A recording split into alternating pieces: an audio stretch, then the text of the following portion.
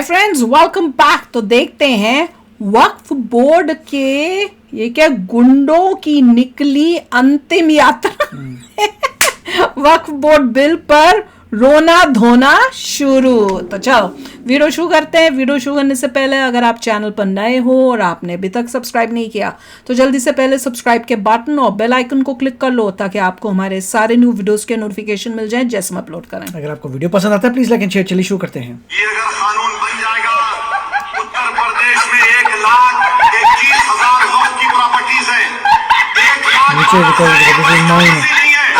जहाँ वक्त में हाथ लग गया उसको आ गया। साफ बनवा देंगे मियाँ योगी बाबा, एक एक कागज खोज कर बनवा देंगे और तुमको ऊपर से धन्यवाद भी देंगे ये स्कीम बताने के लिए।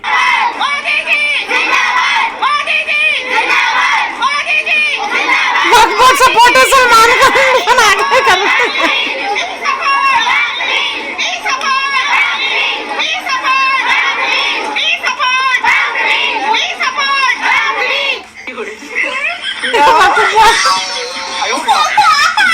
जैसे कि आप सबको पता चल ही गया होगा कि कल यानी 2 अप्रैल 2025 को वक्फ बोर्ड संशोधन बिल का टेटुआ दबा दिया गया। 14 घंटे तक एक मैराथन बहस हुई थी पक्ष और विपक्ष में।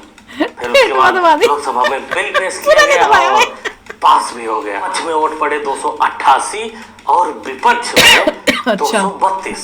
14 घंटे के बहस के दौरान जिन लोगों की तहस नहस हुई है उनसे मिलवाते हैं, लेकिन उससे पहले आपको ऐसे कचरे लोग वही तो कचरे लोग बने मानसिकताओं से मिलवाते हैं जो कहते थे जो कहते हैं कि हम कानून मानेंगे ही नहीं चाहे कोई भी लाए। उसमें ने कहा था कैसे नहीं मानोगे। यहाँ एक सदस्य ने तो कह दिया, एक सदस्य ने कह दिया माइनॉरिटी इस कानून को स्वीकार नहीं करेगी। क्या धमकाना चाहते हो भाई? सुनना आगे। संसद का कानून है, सबको स्वीकार करना पड़ेगा। क्या हिम्मत थी। नहीं करेंगे मतलब क्या है? कैसे बोल सकते हैं कोई हम कानून को स्वीकार नहीं करेंगे?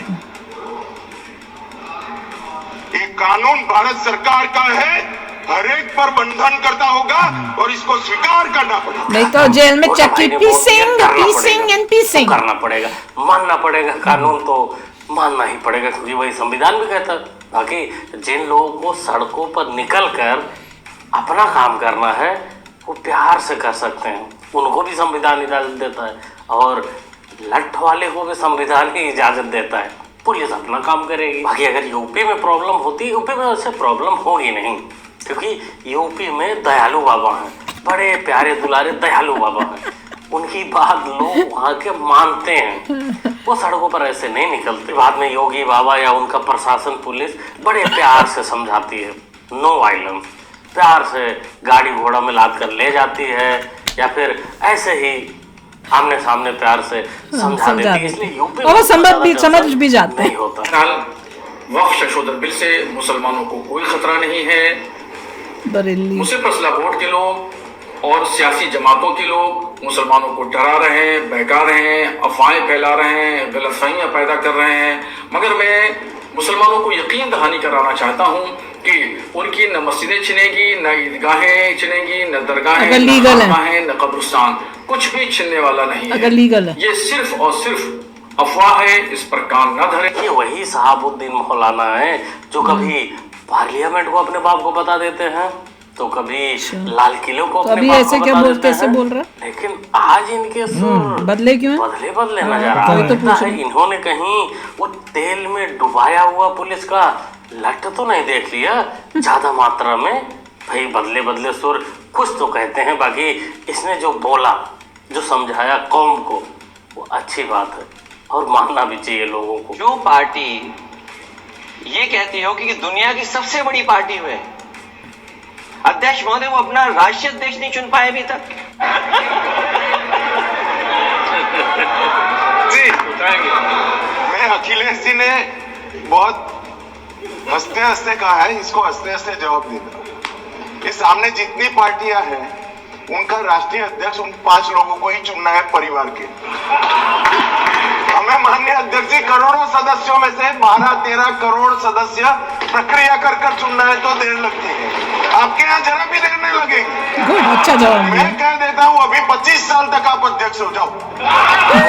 हाथ डाल दिया था बबुआ ने। वैसे ये बात हमको और आपको वीडियो देखने के बाद पता चली कि, या जवाब सुनने के बाद पता चला कि गलत हाथ डाल दिया था, लेकिन भौजी तो तुरंत ही समझ गई थी कि हमारे राजा जी का बैंड बजने वाला है। वैसे ये भी हिस्सा लिए थे वक्फ बोर्ड संशोधन बिल के वार्तालाप में, चर्चा में, लेकिन इन्होंने दो काम किया। पहले तो इन्होंने साफ साफ बता दिया अच्छा, कि उसी की बैठी हुई थी पीछे, हम इसके विरोध में हैं। बाकी जो समय बचा था भाषण का, उसमें ये राम मंदिर, कभी कुंभ, कभी रमजान, इसमें गुजार दिए। 11 साल से मोदी जी पकौड़े तल रहे थे, 11 साल बाद याद आया उनको? नहीं, 11 साल तक इतने गंदे बिल को मोदी सरकार ढो रही थी। और कह रहे साहब वो तो कई लाख करोड़ जमीन है, क्या मोदी जी लाए थे? मोदी जी ने अपने मामा जी के घर से वक्फ बोर्ड में जमीन दी थी क्या? ये जब विजयपुरा में किसानों की जमीन वक्फ के नाम कर रहे थे तो क्या सोनिया गांधी की बांध कर लाई थी क्या जमीन? 1500 साल पुराना शिव का मंदिर वक्फ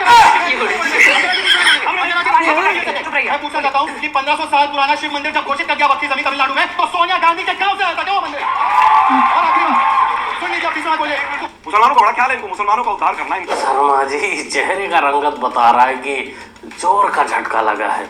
इसी को कहते हैं खिसियानी बिल्ली खंबा नोचे। यहाँ जब अपना घर कांच का हो तो पत्थर के घर पर पत्थर नहीं मारते, अपना ही ज्यादा नुकसान होता है। अरे मोदी जी तो 1 मिनट को कह भी सकते हैं कि ये देश हमारे बाप का है, ये मिट्टी हमारे बाप का है, ये जमीन हमारे बाप का है, लेकिन आपकी माते bye bye tata goodbye. नहीं नॉन मुस्लिम क्या बन, आप मुझे करा दीजिए ना राम मंदिर में, आप मुझे कराइए राम मंदिर ट्रस्ट के अंदर। आप मुझे आप राम मंदिर, मैं भी राम जी का वंशज हूँ, कराइए ना मुझे, बनो पहले, कराइए मुझे भी आप। मैंने कहा मैं राम जी का वंशज हूँ, बताओ मुझे, नहीं हो तो बताओ मुझे, नहीं हूँ कैसे नहीं हूँ? अरे जमानी खर्च पूछो, आप साबित कर दोगे नहीं हूँ, मैं आपको साबित कर दूंगा हूँ। इमरान मसूद चाचा, आपको साबित करने की जरूरत ही नहीं है कि आप राम जी के वंशज हो। दुनिया को पता है कि आप राम जी के वंशज हो, लेकिन सिर्फ इससे ही काम नहीं चलता। सिर्फ राम जी के वंशज होने से ही ट्रस्ट में जगह नहीं मिलती, उसके लिए टैलेंट होता है और काबिलियत होती है। लेकिन काबिलियत तो चलो मान लीजिए 1 मिनट को तुम्हारे अंदर होगा, लेकिन उसका क्या करोगे? जो तुम्हारे साथ घटना बचपन में हो गई है वो तो ठीक करना इस जन्म में पॉसिबल नहीं है। तो please try in your next life. ये कानून बनाना चाहिए बहुत कड़ा। सारी जमीनें हड़प ली गई है, चाहे सरकारी हो या गैर, उसमें जो काम करने वाले लोग हैं सब बेच दिया है। प्राइम लैंड, ऐसा नहीं है कि कोई खेती वाली जमीन है। पटना के डाक बंगला पर जितनी प्रॉपर्टी थी ये सब पर अपार्टमेंट बन गया, सब लोगों ने लूट लाट किया। जी देखिए कैसे वोट बैंक के लिए समय बदलता है, जज्बात बदलता है। यही आलू है जो पहले चिल्ला चिल्ला कर चीखें निकाल रहे थे कि वक्फ बोर्ड में जमीनों को हड़पा जा रहा है, कब्जाया जा रहा है, बेचा जा रहा है, लेकिन आज समय बदल चुका है। आज इनके लौंडे या ये खुद अलग दिशा में चलते हैं। इनको लगता नहीं वक्फ बोर्ड अब मुसलमानों के खिलाफ हो गया, उसमें संशोधन मुसलमानों के खिलाफ है, पहले नहीं था, पहले हो सकता था। अभी तक इसकी पुख्ता जानकारी तो नहीं है कि इस बयान के बाद इनका चारा वाली कंपनी या जो भी चीजें हैं या हिस्सा उस्सा इनको मिल गया था वक्फ बोर्ड से या नहीं, क्योंकि सुर बदलने का कुछ तो कारण जरूर होगा। ये कौन है? पता ही नहीं चल रहा। बड़ा हरा सा कोई कपड़ा लेके पहन के आया है, कर क्या रहे हैं? पुलिस भी है। ये यूपी है जनाब, यहाँ मौलाना को पुलिस वालों के साथ घुमाया जाता है और संदेश दिया जाता है क्या कि देखो जी, मौलाना जैसे घूम रहे हैं वैसे आपको भी मौका मिलेगा घूमने का, लेकिन पत्थरबाजी नहीं करोगे तो। पत्थरबाजी दंगा करने के बाद घुमाया तो ऐसे ही जाएगा मौलाना जैसे, लेकिन फिर रस्सी पे बांध कर और बदली चाल में। इसलिए सही जानकारी रखो, किसी के भड़कावे में आकर ऐसी वैसी हरकत मत कर देना, क्योंकि गर्मी भी आने वाली है और गर्मी में ठंडक बाबा जी बहुत अच्छी तरीके से देना जानते हैं। वक्फ की जमीन बेची जा सकती है? नहीं बेची जा सकती। आपके मस्जिद की जमीन वक्फ की प्रॉपर्टी मुतवल्ली नहीं बेच सकता। मदरसे की जमीन वक्फ की प्रॉपर्टी मोहतमिम नहीं बेच सकता। लेकिन बेची गई, करोड़ों की आमदनी है। अगर वक्फ बोर्ड चाहता तो भारत के मुसलमानों की तकदीर बदल सकता था, लेकिन नहीं जनाब, बेच बेच कर आलीशान बिल्डिंग बना। हैदराबाद में एक बिल्डिंग का किराया 25,000 रुपए है महीने का, लेकिन उसका वक्फ बोर्ड के फॉर्म में सिर्फ 2,500 लिखा जाता, बाकी 22,500 रुपए पॉकेट में जाता। कौन है बेईमान? हम और आप हैं बेईमान। सिर्फ सूबे महाराष्ट्र के अंदर सिर्फ एक छोटे से सूबे में 70,000 एकड़ जमीनें बेची गई। बेच नहीं सकते। योगी और मोदी आरएसएस बजरंग दल के लोग नहीं थे, बेचने वाला मुस्लिम कौम के रहबर और रहनुमा। वाह, नाइस टू सी कि कोई सच्चाई बोल के अपनी कम्युनिटी को जगा रहा है। उसको नजर आ रहा है हाँ? कि इतनी जो अक्लमंद होंगे उनको दिखेगा कि क्या। और उसने खुद ही बोला है, बता भी रहा है अपने लोगों को कि भाई जो तुम्हारी ये वक्त की जमीनें होती है इसको तुम बेच बूझ नहीं सकते। ये सिर्फ अपने उसके काम के लिए डोनेट जो की गई है उनको काम में लाने के लिए होता है, पर ये लोग बेच बेच के वहां पे उनकी बिल्डिंगें करके उनके किरायों पे लगा के उससे पैसा कमा रहे हैं। और जितना पैसा कमा रहे हैं उसको शो भी नहीं करते, उसके ना के इक्वल वो दिखाते हैं कि इतनी कमाई हो रही है और क्या करें, खुद खाई जा रहे हैं।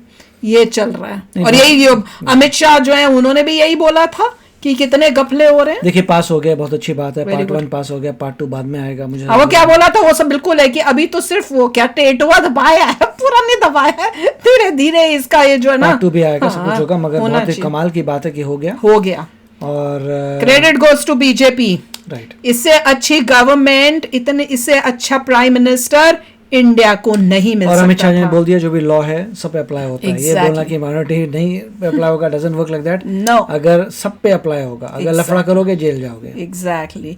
तो चलो यार, आप भी शेयर करना अपने थॉट्स। चलते हैं, मिलेंगे नेक्स्ट वीडियो में बहुत ही जल्द। Till then take care and bye bye. तो अगर आप मेरे इस चैनल पे नए हो तो जल्दी से सब्सक्राइब के बटन को हिट करो और बेल आइकन को क्लिक करो ताकि आपको मेरा जब नया वीडियो मैं लगाऊं आपको उसके बारे में जल्दी से पता चल जाए।